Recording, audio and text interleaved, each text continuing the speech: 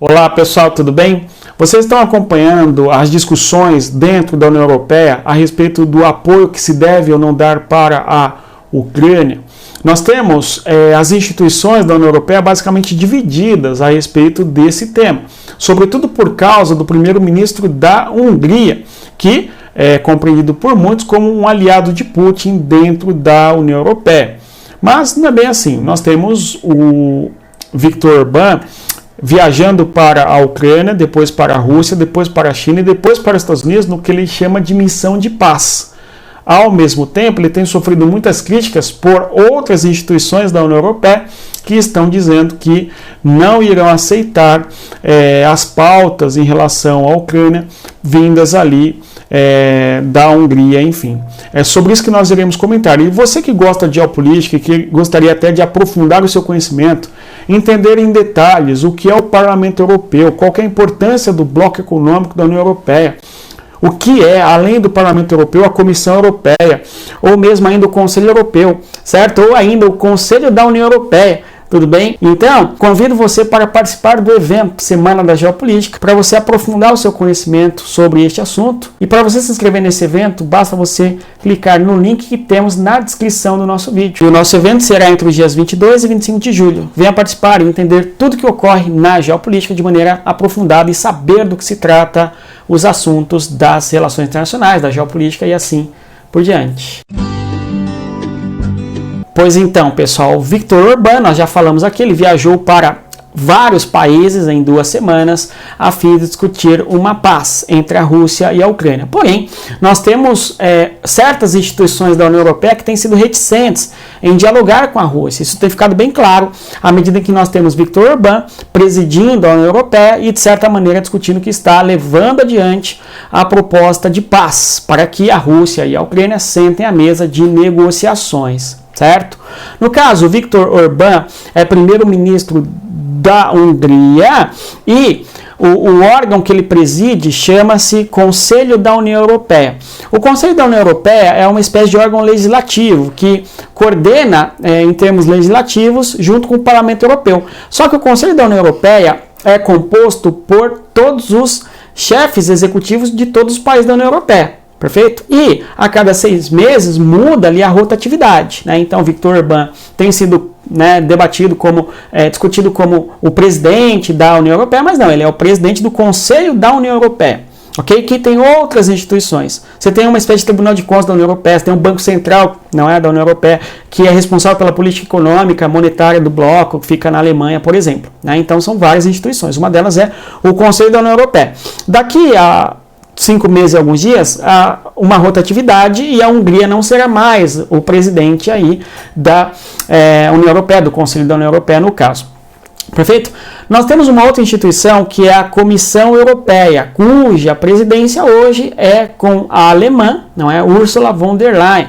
Ela é do CDU, um partido ali de centro-direita da Alemanha, conforme nós sabemos. Ela defende o apoio restrito, de certa maneira, da Ucrânia em relação da União Europeia em relação à Ucrânia, melhor dizendo, não é? E ela não aceita, pelo menos tem demonstrado isso, um diálogo eventualmente com Moscou, pelo menos é o que tem parecido, certo? Por quê? Há uma tentativa de boicote, então, por parte da Comissão Europeia em relação aos assuntos vindos do órgão presidido pelo Viktor Orbán. Ou seja, temos uma divisão na União Europeia. Inclusive, o primeiro-ministro da República Tcheca, chamado Fiala, tem defendido as posições do Viktor Orbán. E pelo que parece também, o Robert Fico, o presidente da Eslováquia, também tem um pouco essa perspectiva, ou seja, os países do leste da Europa que já ficaram sob a influência da União Soviética no contexto da Guerra Fria, inclusive faziam parte da chamada Cortina de Ferro, têm apresentado posturas não favoráveis à Rússia, mas posturas que nos soam como é necessário que haja um debate para que haja paz, e nesse debate é necessário que haja a presença não só da Ucrânia, mas também da Rússia, ou seja, uma divisão dentro da União Europeia, no sentido de que é necessário chamar o Putin para dialogar. Ainda nesses dias nós vimos a circulação de informações a respeito da possível presença da Rússia numa próxima cúpula de paz, sob, inclusive, o pedido do Zelensky, o governante da Ucrânia. Em outras palavras, a gente percebe movimentos agora no cenário da geopolítica europeia, no sentido de dialogar com a Rússia.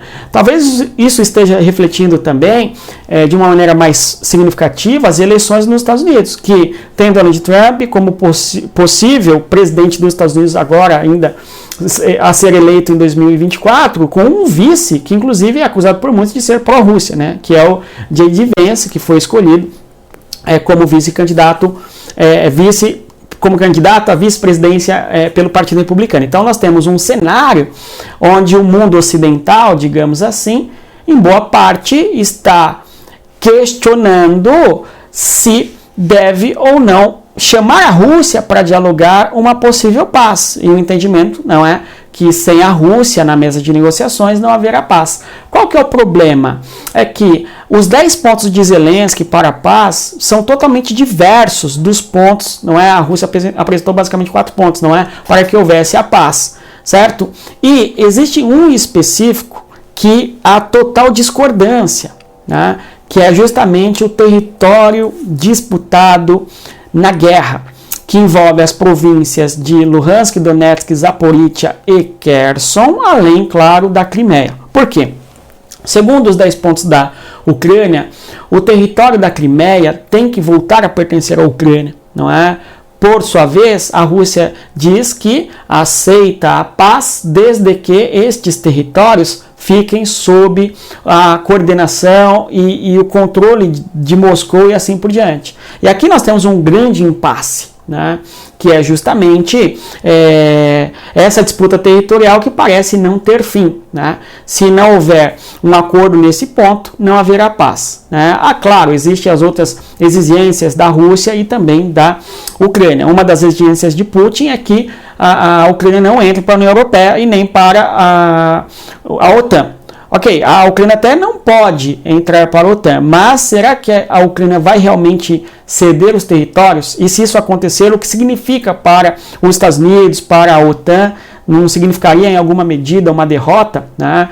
Nós temos, inclusive, diante do atual cenário, a Ucrânia tentando costurar acordos militares com países da Europa de maneira bilateral, a fim de ter uma seguridade caso mude a presidência nos Estados Unidos, conforme nós estamos observando, inclusive, certo? Então, para concluirmos, eu convido você mais uma vez a fazer parte da nossa comunidade geopolítica para saber o que é a Comissão Europeia, cuja presidência hoje é Ursula von der Leyen, ok? Política de origem alemã. Nós temos também o Conselho Europeu, que é hoje, não é, presidido por Charles Michel. O Charles Michel, inclusive, tem criticado de maneira bastante incisiva também o Viktor Orbán, certo? Inclusive, o Charles é ex-ministro, né, ex-primeiro-ministro da Bélgica, certo? Então, nós temos duas instituições da União Europeia que têm se posicionado contra, não é, as posições de Viktor Orbán em viagem ali pelos países a fim de tentar dialogar um caminho para a paz. E o Viktor Orbán tem apresentado uma visão muito firme, né? Segundo ele, somente Trump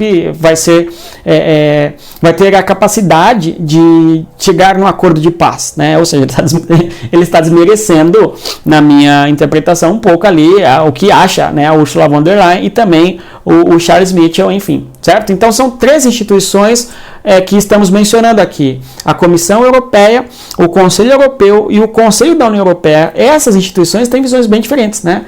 Aliás, eu sempre faço os vídeos aqui mostrando para vocês slides, né? Eu acho até mais interessante. Não sei se vocês preferem, né, slides ou comentários assim. Escreva aí embaixo como que você acha mais interessante as análises da geopolítica, né? Enfim, então eu convido você para participar do nosso evento Geopolítica para Entender o Mundo. O link está na descrição do nosso vídeo e, claro, quem sabe, né, entrar para a nossa comunidade geopolítica para entender tudo sobre as questões de geopolítica e assim por diante. No mais é isso. Bons estudos e, conforme eu sempre digo, respeita a geografia. Até mais. Tchau, pessoal.